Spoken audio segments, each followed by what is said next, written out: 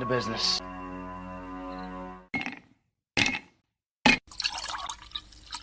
When he drinks, he thinks. That's the nectar of the gods, baby. Hello, everyone, and welcome to the #1 liquid-fueled, liquid-lubricated show on the interwebs. This is the Whiskey Musings Broadcast. And tonight, because I am not going to be broadcasting on Saturday, I kind of brought in what would have been my Saturday show to tonight. And this is a bit of a divergence from what I normally do, because of the fact that even although it is a commentary on a societal issue, it's not as concentrated necessarily, at least not the entire program is going to be concentrated on a specific societal problem that we have to deal with. Although, you know, I mean, there is something to be said about the situation that we have, and I am going to comment on it. It's going, you know, you kind of can't avoid it, especially in today's world and day and age, but it's not going to necessarily be the center focus for the program. And I've just also noticed that I have forgotten to bring up something a little bit later on in the show, for a little bit later on in the show. However, I will work on that here in just a second, and it shouldn't take me that long to pop this up. Okay, so at least I have them somewhat available. Anyway, all right, so first things first, let me go ahead and get this out of the way. The Institute on the Constitution. Oops. Wait. See, this is what happens when I sit here and try to think. It's a bit, yeah, that didn't come out very well, but all right. Anyway, okay, here, for whatever reason, this is not wanting to do this. There we go. Now I got it. All right. The Institute on the Constitution was established in 2004 as a 501c3 nonprofit with one singular mission: to restore the constitutional republic through grassroots education.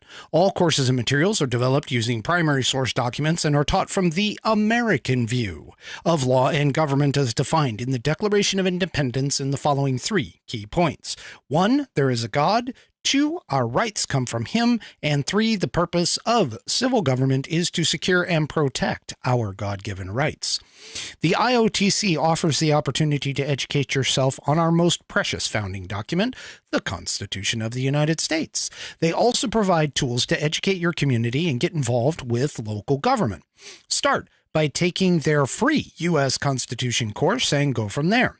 Use my affiliate link, IOTC, that's India Oscar Tango Charlie, .whiskeymusings, all one word, all lowercase, .online to sign up. And while you are there, take a moment to look through their other course materials and information.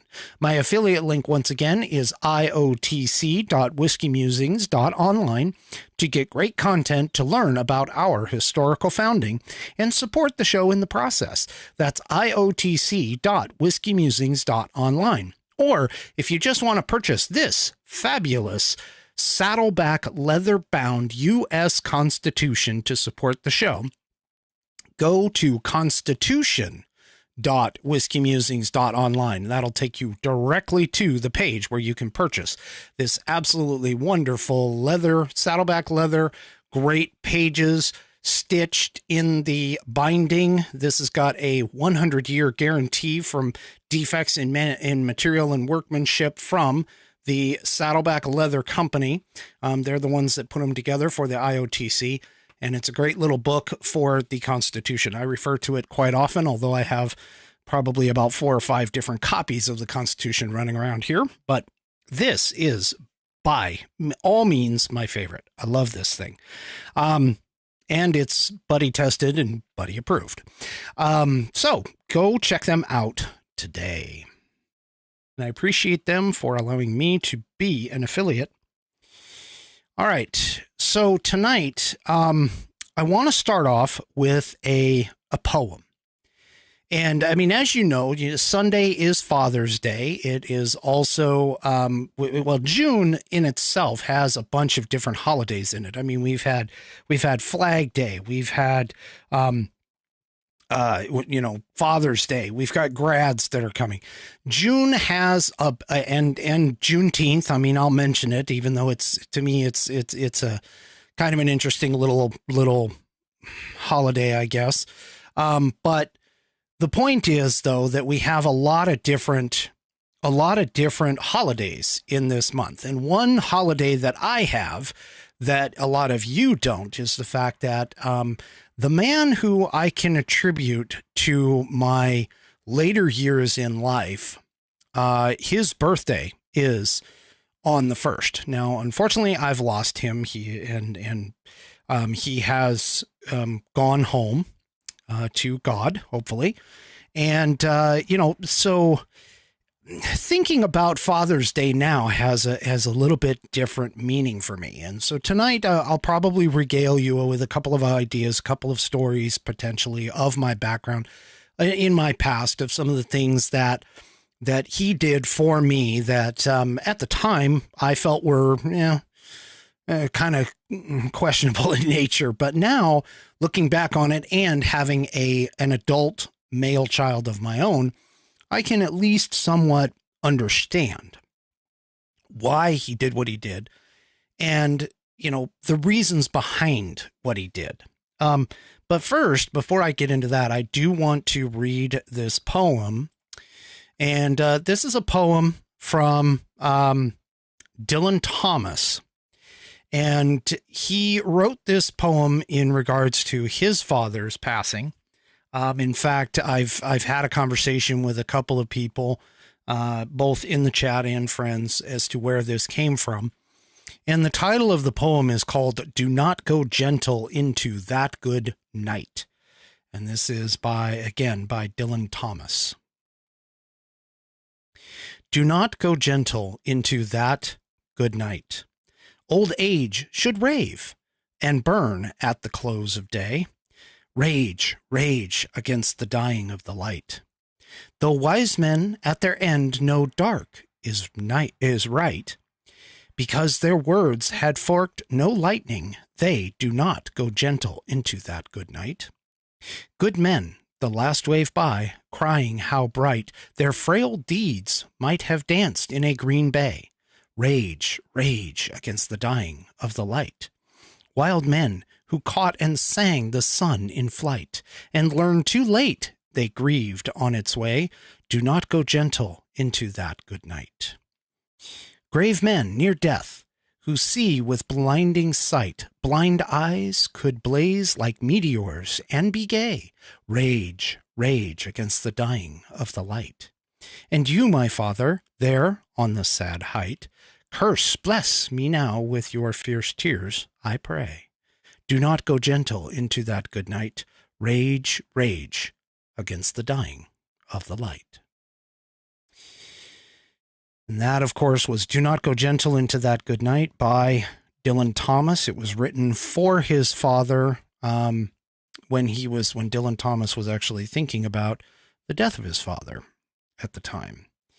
And I think it kind of interestingly encompasses a little bit. I mean, poetry is one of those things, just like music, that it touches each of us in a different way. And in this particular one, what I think that Dylan Thomas was attempting to get out to people is that, men in particular should not just, lay down and be passive, that they need to stand up and fight against essentially the dying of the light, against your own death. You need to stand up and fight. You can't just necessarily lay down and be passive in this particular case. And, each person in the second stanza, when he talks about, wise men at their end know that going into the dark, it's right. We need to not go gentle. We need to fight against it. We need to try and stay, stay here, or at least stand up and be men, be strong, be, you know, don't go out with a whimper, go out with kind of a roar. And you know, you could look into this in a lot of different ways. There could be a lot of different ways of interpreting this, but I think in a way, this is, you know, this is one of those types of poems that really talks about more of the masculine side that, you know, males and fathers generally in particular, need to be able to pass on to their children.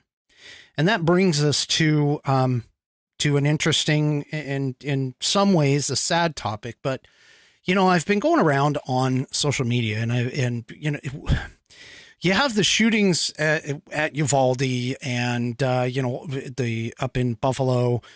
We've talked about Parkland. We've talked about all these different things. And one of the challenges that I think that we have, oh, yes, thank you for the reminder.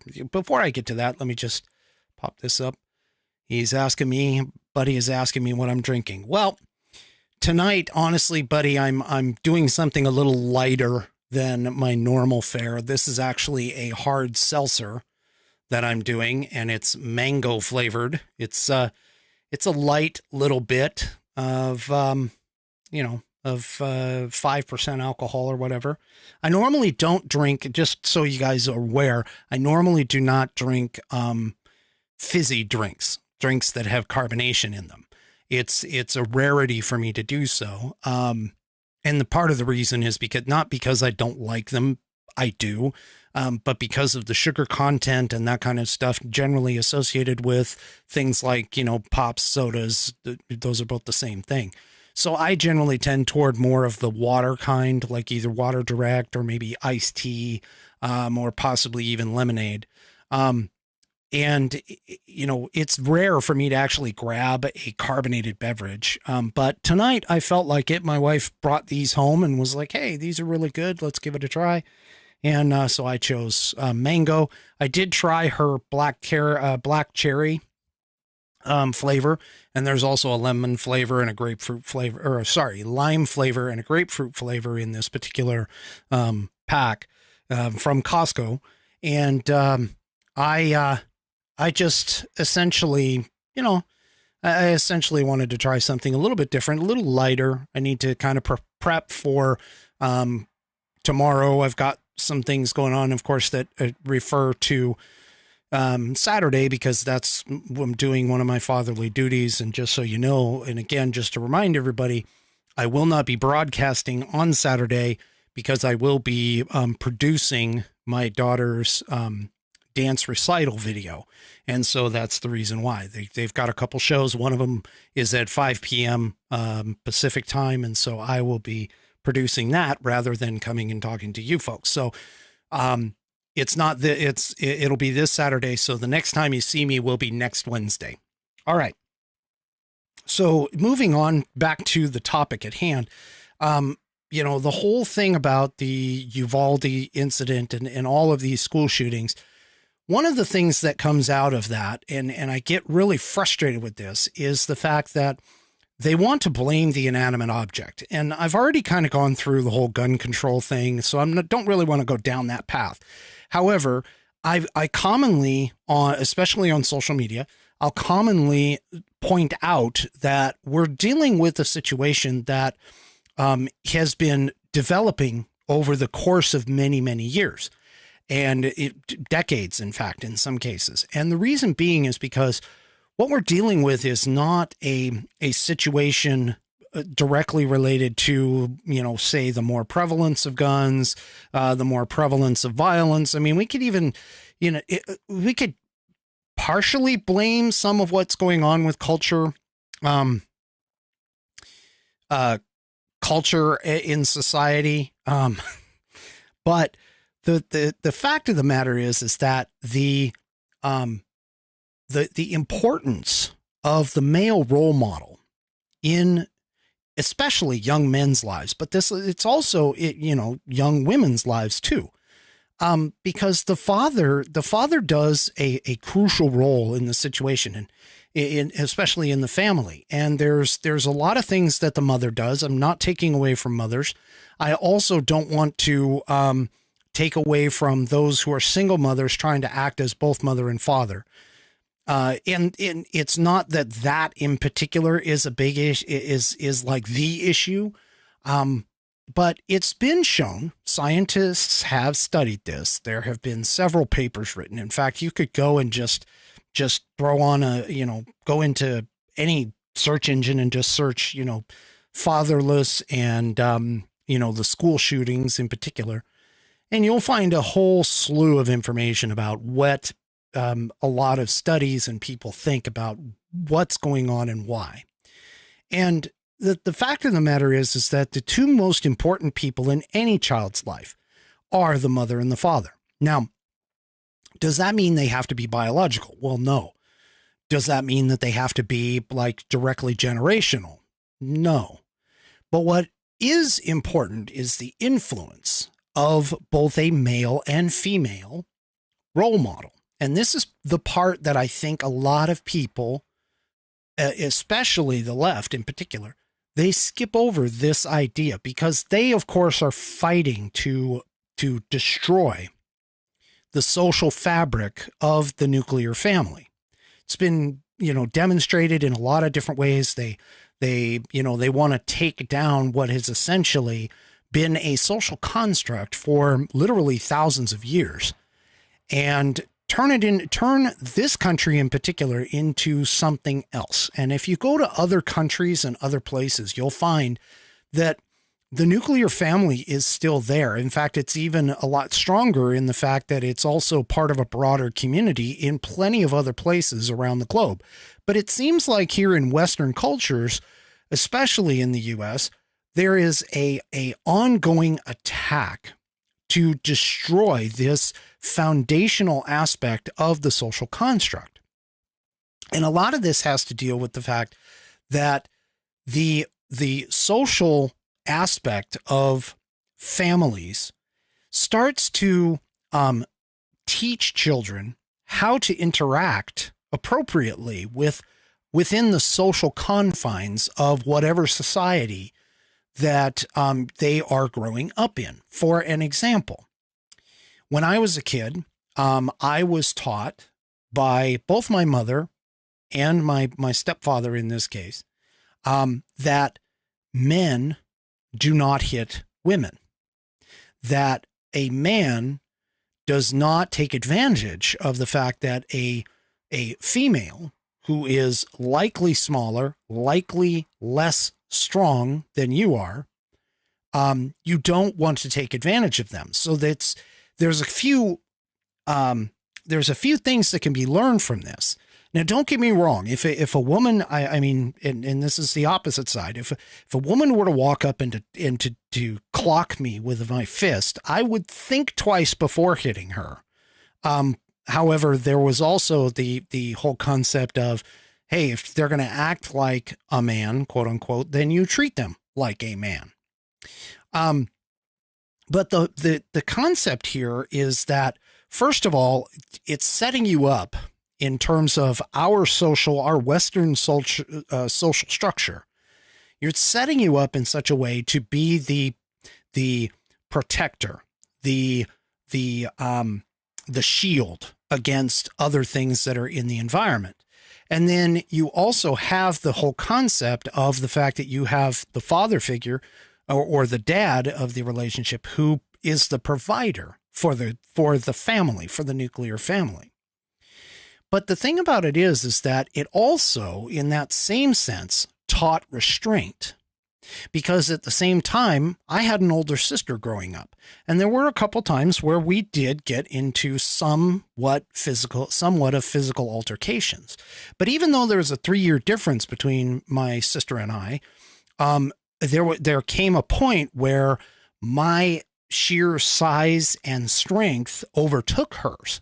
And so even though, I might have been really, really mad at her for doing whatever it was that I was supposed to do, there was always, or whatever she did to me, I should say, there was always that concept of, I am not supposed to take advantage of the fact that I was bigger and stronger.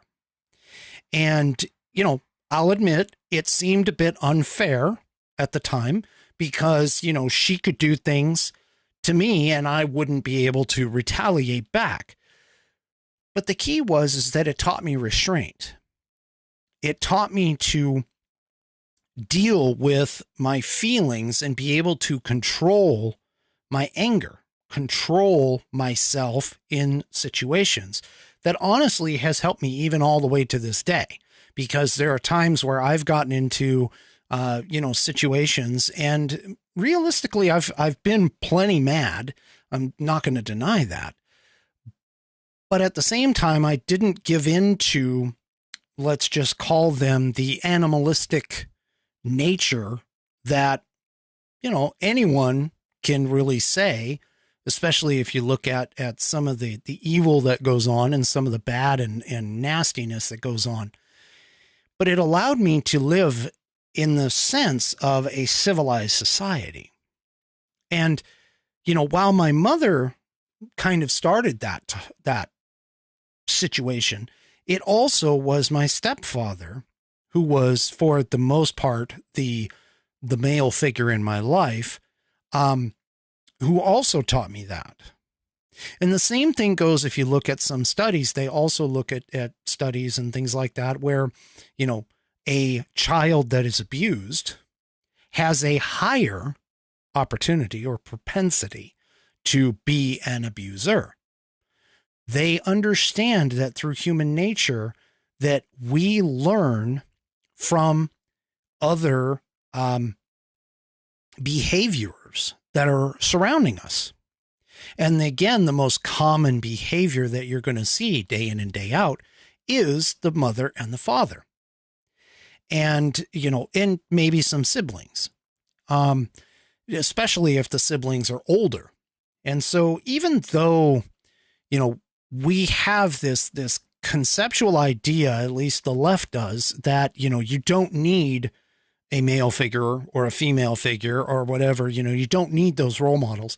In the sense of 1,000 years of, we'll call it evolution and growth in the human race, we have always been built around societies and the societal structure. And of course, the idea growing into more of a Western society, or a civil society, I should say, not necessarily Western, but a civil society, we have to learn and understand societal norms.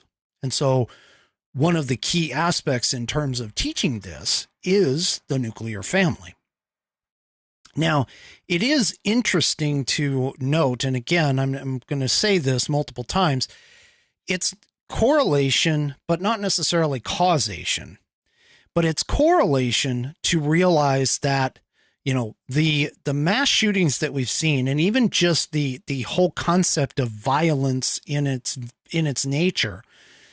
And I'm not necessarily saying that this number is, or these numbers are exactly right. But if you look at the history of the U.S. in particular, violence and violent crime back in the 50s and 60s, it really wasn't the big deal that it is today. I mean, let me tell you a little story and illustrate sort of what I mean. When I was young, a story that came from my stepfather's father. So essentially it would be my grandfather, because he's the only grandfather that I actually ever knew. He grew up in farming country, and he was driving one day. He pulled over and he was picking, I don't remember, some kind of fruit, apples. I think it was apples. And he was putting them in a box and everything. And this car drove up with these young people in it. There's about 4 or 5 of them there. And, he basically asked them politely if he could leave, because they had blocked him in. They'd blocked his car in. Well, in terms of a lack of respect toward another human being, these 4 individuals or 5 individuals mouthed off to him. You need to understand that, my grandfather was a very quiet individual. He was one of those types that you didn't really want to push. He stood somewhere around 6'3", 6'4". He's a big guy.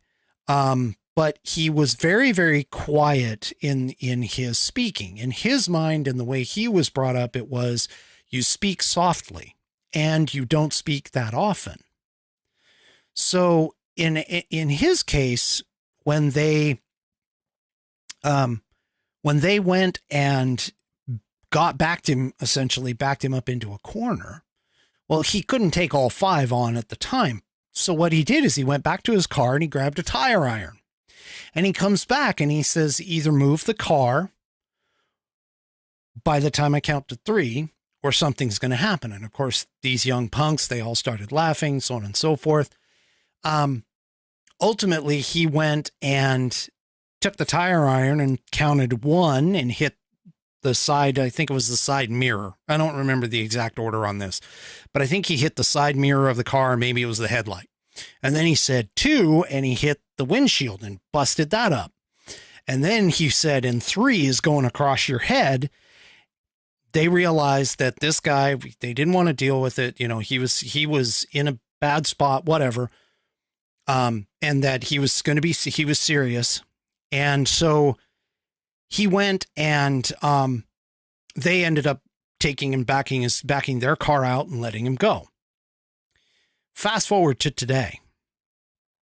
Today, or actually not even that, fast forward a little bit forward a few years. My stepfather was in a very similar situation. He had a situation where there was a car following him. I don't remember exactly what happened. I think they thought he cut him off or something. I don't know. Anyway, the point is that they pulled over, he pulled over. And they were like calling him all kinds of names, honking at him, so on and so forth, trying to get him to pull over. So he pulls over and he's going to do something very similar to what his father did. Okay. And he goes up to the car, and as he walks up, he notices that the occupants of the car, and I think there was maybe 3 of them, one of them grabbed a chain and was like wrapping a chain around his fist. Another one was reaching for something else. Don't know. Can't remember what it was, but the other one was reaching like under the seat. And the thing about it is that at that time, and this is, I don't know, maybe early 80s, let's say, he realized, my father realized that, you know, what if that guy comes out with a gun? And the thing about it is that these kinds of situations back in the 50s and that kind of stuff, and even earlier in the 40s, when you got into a problem, when you got into an issue with somebody, you duked it out. And in more oftentimes, what would happen is you would get into a fight. It would be a fisticuff fight. You throw a few licks, and then, you know, once you got your one would apparently become the winner. The other one would, be the loser, and the 2 of you would shake hands, and chances are you would end up being friends. And that was the way things kind of worked back then. Nobody ever thought about taking somebody else's life because they were slighted. And most of this had to deal with the fact of the way that you were growing up. And oftentimes what ended up happening is there was a learning in the home about things like respect and honor. And, you know, you never disrespected your mother. Oh my gosh, because then when Dad got home, you got your butt whipped. I mean, literally whipped. And so there was a familiarity with the fact that you never really took it to extremes. There was always a level of restraint. Okay. And unfortunately, that level of restraint seems to have been removed, because now, not that I'm trying to excuse any kind of bullying behavior at all. I don't want anybody to think this, but the fact of the matter is that if you get bullied today, you may internalize it as a young kid. You may internalize it. And then a couple days later, they bring a gun to school and they shoot that person because they've never been taught a level of restraint. They've never been taught to understand that there is a certain point at which you don't go beyond. And that learning that has to, I think personally, this is my humble opinion. I think that comes from the father, because the dad, I mean, you would go and roughhouse with your boys. I know I did. I roughhoused with my kid a lot. And there were times when, okay, when he would take it too far, I would take it to that same level and I would show him that that wasn't acceptable. Here's an example. So my kid was, I don't know, probably about 4, my son. And he went and he leaned over and he went through this biting phase. Okay. Now I'm probably going to get potentially a bunch of hate mail or whatever about this, but this was the only way to resolve this. Okay. He bit his sister. He went to go bite. I mean, he's tried to bite his mom, and he went through this whole biting phase. And he and I were playing around. We were doing something, and he went to go bite me. And I looked at him knowing that this was going to be, a problem unless I nipped it in the bud quickly. I looked at him and I told him, I said, hey, you bite me, I will bite you back. Now, he bit me, and I did exactly what I told him I was going to do. I bit him back. Now, that sounds bad, but the fact of the matter is I barely left any kind of like teeth marks on him. But the idea was he was so shocked at the fact that it was like, wow, dad warned me and then did what dad said he was going to do. And he realized that there was a point that you just don't go beyond.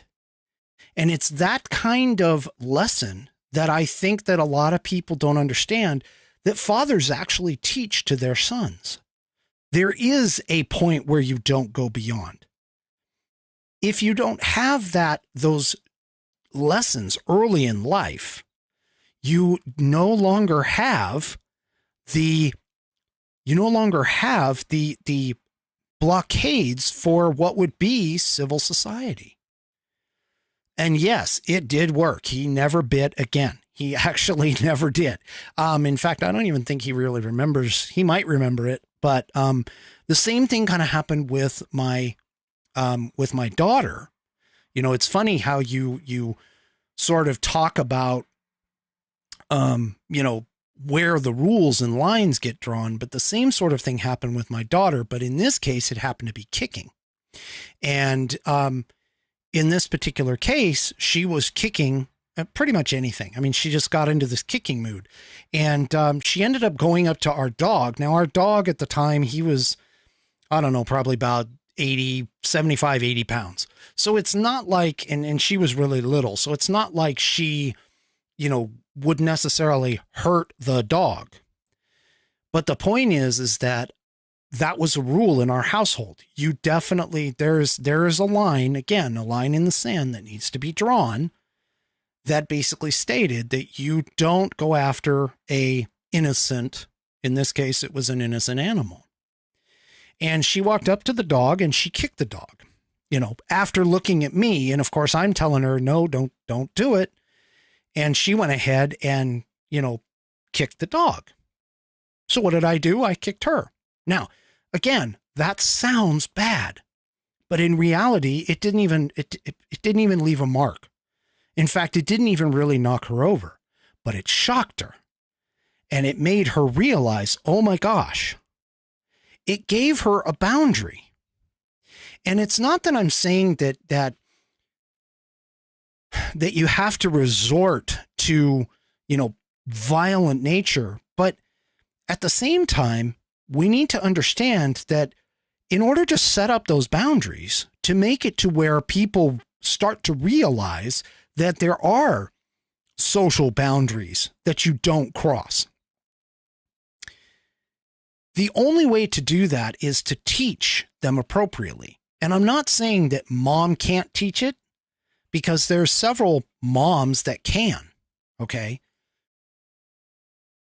But the father has in general terms, has what I call the big dog, little dog scenario, where the little dog will do just about anything to either gain attention or, do all kinds of stuff until the big dog steps in and shows the little dog, this is not what you do.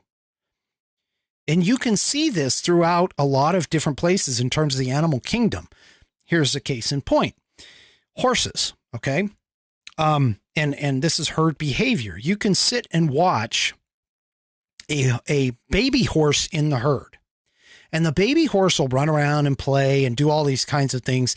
And when the foal is little and goes running around and slams into the adults and everything else, most of the adults in the herd will just be like, yeah, okay, you're just really little. But then there'll be a certain point in time where the foal will be large enough to where they can really start doing some damage. And the thing goes with like kicking and everything else. There'll be a certain age where all of a sudden the herd will now start to discipline the foal. And it's not just, mommy, although mommy does, but there'll be a certain point where all of a sudden the entire herd just like, hey, this kid is now no longer a kid, needs to learn and understand discipline in our society and understand restraint. And so what they do is if the foal kicks at them or bites them, they immediately kick or bite back, but not with their full force. They do it enough to make it so that the foal realizes that that's the line that needs to be drawn. It's the structure. And one of the problems that we have in today's society in particular, and again, this is my opinion, my observations. I mean, I'm, things that I've read and everything else, but the breakdown of that family structure, the breakdown of the social fabric and unit, we have a generation now that unfortunately has a large percentage of the generation that does not understand the basic social constructs of a civil society. And it falls upon the parents to be able to train these children this way. And unfortunately, what a lot of parents have done out of necessity in some cases, but in other cases, a lack of interest, to be honest, is they've passed all of that off to our educational system, expecting them to show what this civil society is supposed to be like. Now, when I was in elementary school, I got into a fight at a bus stop. I was in 5th grade. The other kid was in 6th. And the reason why I was fighting is because the 6th grader was picking on a 1st grader who happened to be a next door neighbor of mine. I didn't like that. I stepped in. We got into a fight. Bus driver saw it, took us into the principal's office. Okay. Back then, when I was in school, the principal had a paddle. And that paddle sat on his windowsill. And he had, holes drilled in it. And it was one of those points where I thought for sure I was going to get paddled by this guy. And actually it was a woman, come to think about it. Now that I think about it, it was a woman at the time. And I thought I was going to get paddled. I didn't, because of the way or the position that I was in terms of the fact that I was defending another. But the point that I'm making here, though, is that without that sense of structure, without that sense of what is the limit, if that isn't instilled in childhood, it certainly is not going to get instilled in the teen years. And it definitely is not going to get instilled in the adult years. And it's all of this formulation of, what is right and wrong in civil society that the family unit is at its core, at its foundation, is where it comes from. Now you enter into this, the whole idea of things like the internet, which I want to say hello to Captain Unicorn. This particular individual is a high school chum of mine. And he basically says that the internet is anything but civil. And that is exactly right. Okay. The internet is anything but civil for two main reasons. One, you can go and create an online persona And that online persona doesn't necessarily tie back to you. Now, I say that, case in point, right here. This isn't necessarily tying back directly to me. But the thing about it is, though, is that in that anonymity, the evil can come out. And there is a price to be paid when you are standing face to face with somebody and you have those rules and boundaries. There's a price to be paid for anything that you might say or do in that sense. But we've lost that with the internet because there is hardly any price to be paid, because you can anonymously take your keyboard and do your keyboard warrior thing. And next thing you know, you're saying something mean. Doesn't even have to be true. People just for some reason think that just because they saw it on the internet, it's true. And they immediately pick up on it. And then of course you've got the whole bullying thing. You've got the whole herd mentality and all these other psychological factors that come into play with this particular situation. But without that family unit, and without those boundaries to basically give you the structure that tells you in a civil society that this isn't right. You know, talking back to your parents is like generally the first thing that you learn about what's right and what's wrong. And believe me, I got the soap in my mouth, ran around in my mouth. My sister did too. And today people would be like, oh my gosh, that's just horrible. You know, why didn't you put them in a timeout? Well, you know, I guarantee you after you taste a piece of bar soap in your teeth for roughly an hour after you've tried hard to rinse everything out, that lesson sticks with you and it stays with you. And it's this concept that everybody seems to be forgetting is, again, that whole central structure of the family is what's supposed to teach you the proper etiquette within a civil society. Now, I am not going to tell you in any way, shape, or form that every single method of discipline is effective. I'm also not going to tell you in any way, shape, or form that one discipline method is better than another. The key, I believe, in all of this has to deal with at what level does the individual child need to be able to understand the concept and the lesson that there is a point that you can go too far. And unfortunately, because of our absentee parenting, for whatever reason, we seem to have a group of people, and I'm not even going to say like a whole generation, but a subset of a couple of generations now that have learned that there isn't necessarily any boundaries.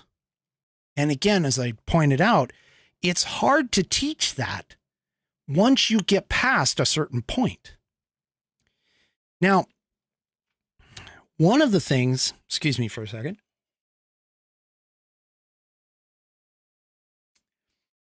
One of the things that I think is troublesome is that when you have these situations where you don't have a family structure, and again, it doesn't necessarily have to be a biological one, but when you don't have a family structure in that sense, okay, to provide you with those foundational aspects of civil society, then the individual in question will go out and try to find those structures. And right or wrong, this is where things like gangs come into play. Oftentimes when you talk to a gang member, they will tell you that part of the reason that they joined the gang was because of the fact that it gave them a sense of family, a sense of belonging, a place to be. And it was also, in general, a strong place to go, because when you have these younger people who go to these gangs, first of all, the gangs are not providing the proper right and wrong kind of scenarios that we would normally consider. However, they do provide a structure. It's within the rules of the gang, but it also provides protection. It provides, the gang itself provides a sense of belonging, like I was saying. And usually once you become a gang member, if you get disrespected or you get, beat on or whatever, there's a sense of, oh, well, we're going to go and we're going to, the whole gang comes. So there's a sense of security that comes with this, that realistically all creatures who deal with some type of social structure, whether it's a herd or a pack in terms of dogs, whether it's like a pod for dolphins or whatever, any of those, and humans, again, human beings with civil society, anytime we get into those kinds of situations, there's always the desire and the feel to belong. And it's these kinds of structures that are important to development. But if you fall into the wrong kind of structure, you end up with the wrong kind of development. And I'm going to take a second and a break because I promised I would go ahead and do this. So for those of you that don't know, I do have a fan email up. It's fans@whiskeymusings.online. And I occasionally get people to come in and that send me stuff like the background right behind me. So I've been swapping out the backgrounds, been getting new ones. In particular, of course, this is, Buddy is a very, shall we say, prolific contributor, which is not a problem. But one thing that I have been doing, and I noticed that I'm running, I got to talking and everything, so I'm running a little bit long, but one of the things that I do have is I now have a segment on my Wednesday night show that deals with pets. And I would like to see pets I want to see all pets. Okay. I just want to see them all. It's a lot more fun when they get dressed up, and it's really fun when they get dressed up in patriotic gear. That's cool. But that being said, if you want to submit your pet pictures, basically all I need are the picture and then of course the names of the pets. I will go ahead and bring them up as they come in, on the Wednesday night shows. Right now, this is the last group that I have, so I need more pet pictures. If you have a pet and you're willing to submit the pictures, that would be awesome. I am willing to take it. Again, that's at fans, FANS, @whiskeymusings.online. And yes, A-Dig right here on Rumble, they're saying, show me your kitties. Well, not tonight. Tonight is a couple of doggos. And this one in particular, let me get this up. So, got to get over to the right screen here. Let's do this because this is one of the things that I didn't prep. There we go. Okay. So this is a coonhound called Landon.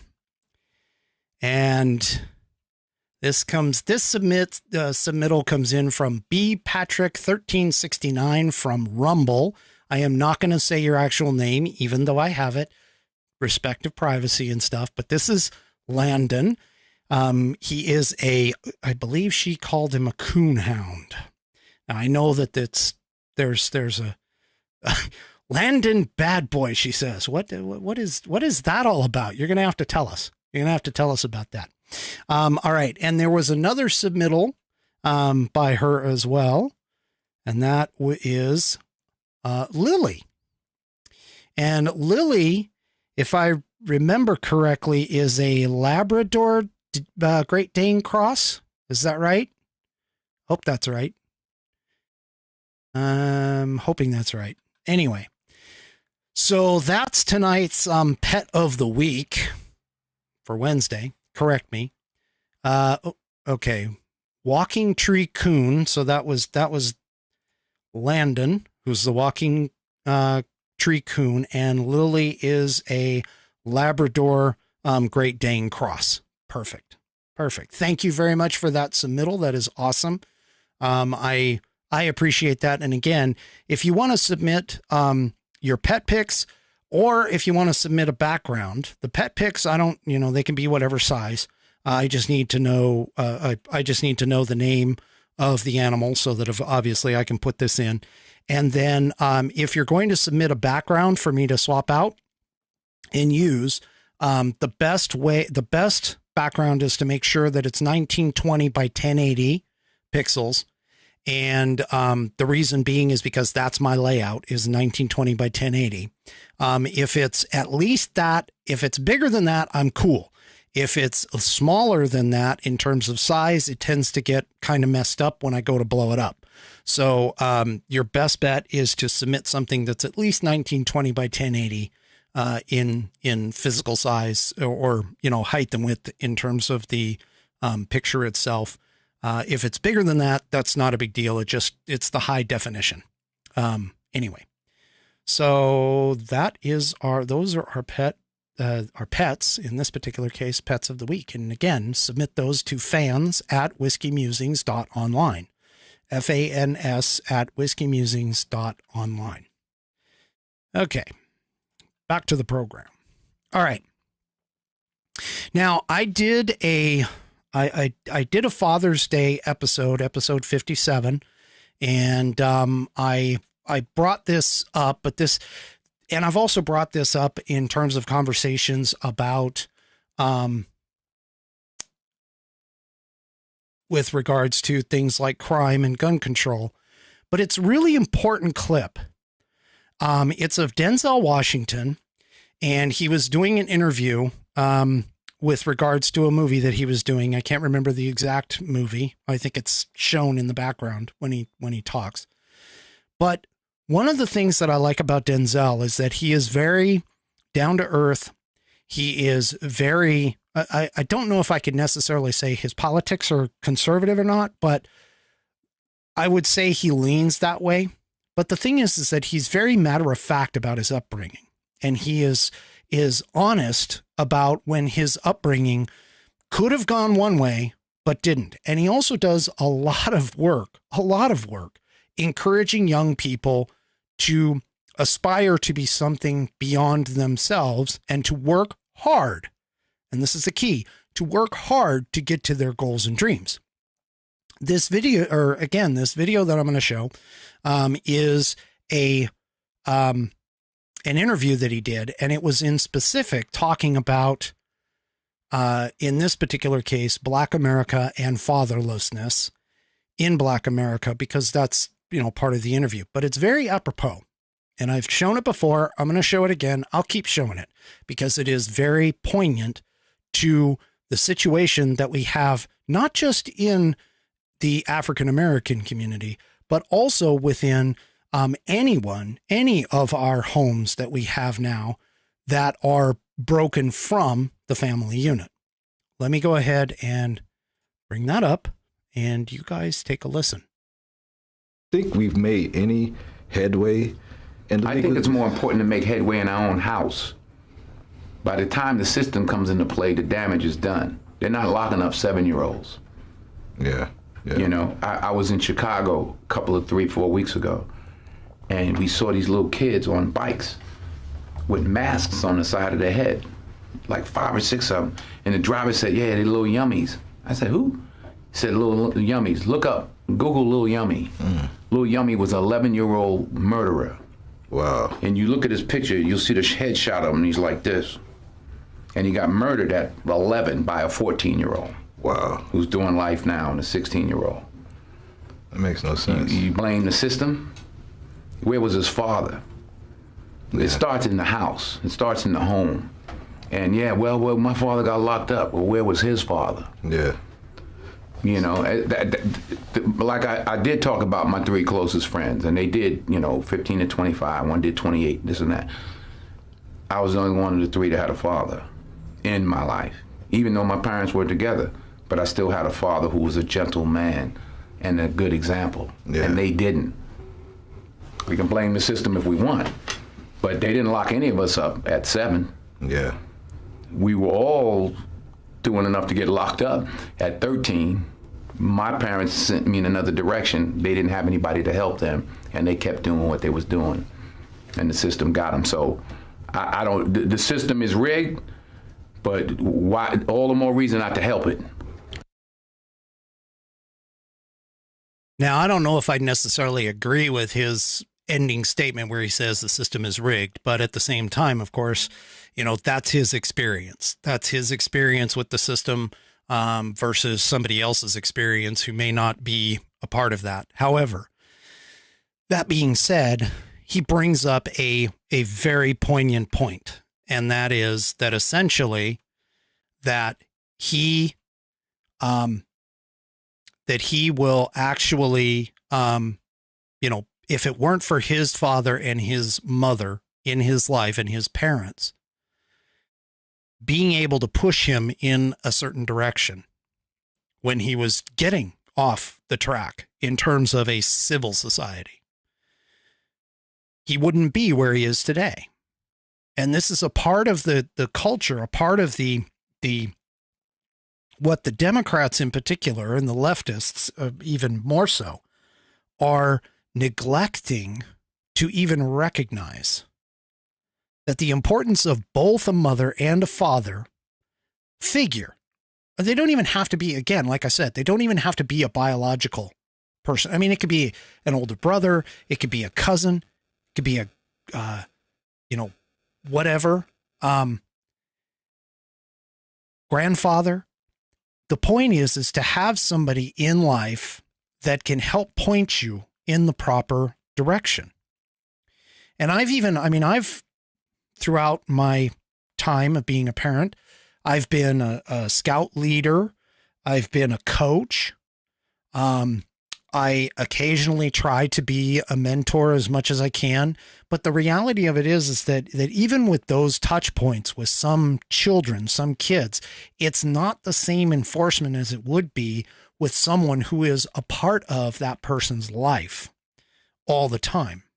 And as fathers, we need to understand, as parents themselves, we need to understand that we need to be able to get into our children's lives. I was admittedly a bit of a latchkey kid when I got a little older. And the reason being, of course, was that I had no other choice. My mother had to work. We basically ended up in a 2-income household. And this is the situation that has to be at times. Fortunately, I haven't had to, I've been able to provide for my family without being, shall we say, without having to be concerned about, making the bills and being a decent provider for my family. But the thing about it is, though, is that we need to understand that there is a reason for social constructs. There is a reason for the nuclear family that has been around for thousands of years. And we can't just go and dismiss it just because we all of a sudden realize, or we all of a sudden think that we know better. And it's these kinds of things that is affecting our society and our culture today. And being an absentee parent, or being a parent that just sort of does like the latchkey kids, sit them down in front of the television and let the school system or the television or even, video games entertain our children, while it may be convenient, it's not necessarily the right thing to do. I mean, when my son was growing up, he, of course, being in an electronic age like we are, video games are a large part of his life. But there are video games that you can encourage them to actually do more so. And again, providing that structure. There were things, I got into a conversation with a buddy of mine just the other day. We were talking about a little bit about this. This was a couple days ago. And one of the things that I mentioned to him is like, you've got a bunch of video games that are out there. For an example, you have, all of the sports related games like FIFA or, Rocket League in particular for the soccer. You've got baseball, you've got, all the sports oriented games. So instead of actually getting up and going out and doing the sports in live, you're actually doing it on a computer screen or a television screen. Okay. And there could be a lot to be said for that also. But the point that I'm making is that the other games that are out there, okay, you could say, Call of Duty as an example, or Battlefield as an example. These video games, they're war games, and they do have death in them. I mean, that's part of the game, is to go and to eliminate your opponents. And I allowed my son to play those games. And somebody would say, well, aren't those too violent? They're too violent. But the reality is that was setting up in my family's case, having people, fight in war. That's a reality that I grew up with. My stepfather was, an Army, career Army. I went into the Army. So, understandably, war is a possibility. Having to fight is a possibility. So I did not find them to be, a negative thought. But the one that I did have a problem with was Grand Theft Auto. And for those of you that may not know what Grand Theft Auto is all about, the entire game is wrapped around the concept that in order to gain points and money and to level up, you have to do what normal society would call illegal things. You would go around, you would beat up people, you'd steal cars, steal things. You would, even, rape girls, prostitutes, whatever. These are all things that were part of the Grand Theft Auto game. Now, somebody would say, well, you're accepting the violence that happens in Battlefield 3 or, Call of Duty, but you don't accept the violence that happens in GTA. And it's like, no, because there is a difference in the violence. The GTA, the focus is the violence. In Battlefield or Call of Duty, the mission is the thing and the violence is just a side product. And there were times where he and I would actually play the game, and his whole concept was to just go in and wipe everybody out. And there were a few levels and things like that you couldn't just go in and do that as a part of the game. You had to actually think of it as a strategic event. Case in point, there's one level or one team event that you can go in, and it's snipers. Okay. And it has to deal with killing. Yes. But the whole concept of the level is to think, how can I get it? Because you're essentially escaping from a enemy encampment, but you're snipers. And so you have to figure out how to get past all of the guards and dogs to escape. So the goal is the escape. The methodology to getting there, yes, it has to deal with killing people and it has to deal with violence, but it's more on the level of this is what we have to do in order to get there. It's not the gratuitous kind that is wrapped around the game. And this is a psychological difference. And I actually, in playing it with him, even though he was sitting there constantly, he couldn't get out. He couldn't figure out how. Every time he did, he would end up losing, because of whatever reason. He would get caught, or maybe he'd hit the guard and not the dogs, whatever. And the thing is I sat down with him and we thought through it, and I worked him through logically and strategically how to handle each particular obstacle that he was dealing with. And now, could I have done the same thing with a different kind of game that didn't involve violence? Sure. But the fact of the matter is our world has violence in it. And to ignore the fact that the violence exists sets you up in a bad situation just as much as accepting that violence. So, you can shelter them too much versus not sheltering them at all, and you can get a different result off of both, or very similar, something very similar. But again, the point that I'm making is the particular game that he was playing, even though there was violence there, and keep in mind, this is like later in his teen years. So this wasn't like, 7, 8, 9, 10, where I've seen some kids have that kind of access. But the thing about it is that you have to be able to temper what's being shown or demonstrated or whatever to them in order to be able to construct the correct and more social way of understanding what's going on. Now, I didn't allow my son to actually play GTA 3 until he was 17. He didn't get GTA or didn't get access to it until he was 17. And even then, I was a little skeptical, but, realistically, 18, he's an adult, can do whatever he wants at that point. He could, pick up and walk out for all I know, and never come back. I mean, as far as that goes, legally, he's an adult. But the thing about it is, and I don't think, I honestly don't believe that it stunted his growth by not having the ability to play Grand Theft Auto. He plays it now occasionally, but you want to know what his favorite games are that he typically picks up and plays? Call of Duty, occasionally. Halo, occasionally. His two top games that he plays on a regular basis are FIFA and Rocket League. Both of them having to deal with his love of soccer. Now, he'll play the others. Don't get me wrong. He'll play the others, but his favorites are definitely not those.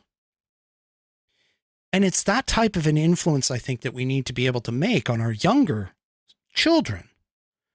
That, again, it's not that you have to shield them from things like violence, because violence exists. They're going to see it on the internet, on the news. They're going to see all of these things. But it's more of the constructive framework to push them, these children, in the right direction that will make the big difference. And you can't do that from a telephone. You have to be active within these children's lives. So how does all of this tie to Father's Day? Well, frankly, I'm going to tell you this. For those of you that still have your fathers, regardless of how bad that individual might have been, there is likely some good. And there might be, or there should be, at least something good that came out of it. And even if they are, your growing up was bad all the time, because, again, believe me, I had bad spaces with my parents, both of them, to be honest with you. But even though they may be bad, that might have been or your experience with them was bad. That might have influenced you in the proper direction to go in another way. That maybe that bad experience made it so that you don't carry that down to your children, or that you decide that that's not the person that you want to be. So even in a bad situation, good can come out of it. Think about this on Father's Day. And if you have the capability, give your dad a call. Say hi. Talk. If you happen to live with them, give them a present. You might even want to say thank you to them for whatever they may have done, good or bad. I'm sure there's something positive that can come out of every interaction. Because, to be honest with you, none of us has very long on this rock.